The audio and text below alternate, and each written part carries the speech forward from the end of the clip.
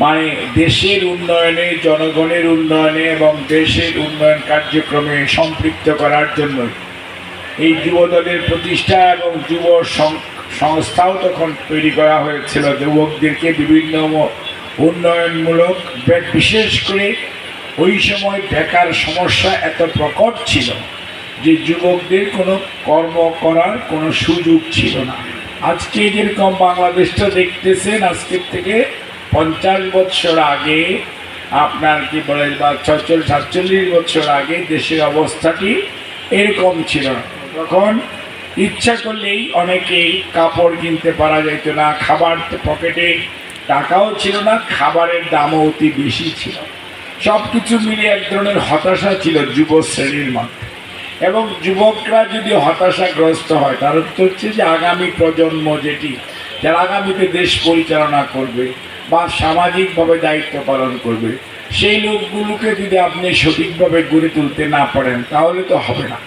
তো সেই জন্য শহীদ জিয়া ওই সময় যুবদল যেমন প্রতিষ্ঠা করেছিলেন, যুব সংস্থা করে বিভিন্ন ধরনের ট্রেনিং, আপনার যে যুব বিষয়ক মন্ত্রণালয় এবং যুবকদের বিভিন্ন প্রশিক্ষণের ব্যবস্থা করে তাদের সেলফ এমপ্লয়মেন্ট অর্থাৎ তাদের কর্মসংস্থানের সুযোগ সৃষ্টি করা, এগুলো কিন্তু শহীদ জিয়ার করা।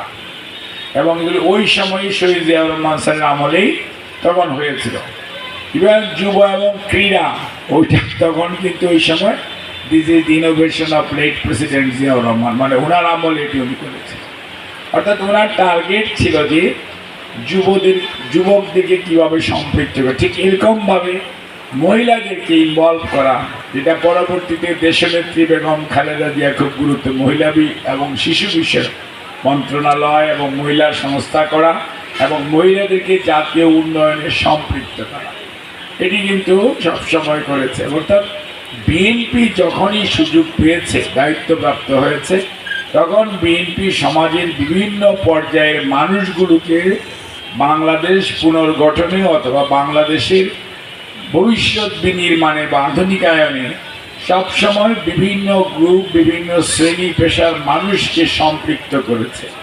এবং এইভাবেই বিএনপি সমাজের সকল অংশে অংশগ্রহণের মাধ্যমেই কীভাবে একটি সমাজ, একটি রাষ্ট্র ব্যবস্থাকে সুন্দর করা যায় সেই লক্ষ্যে চেষ্টা করেছে।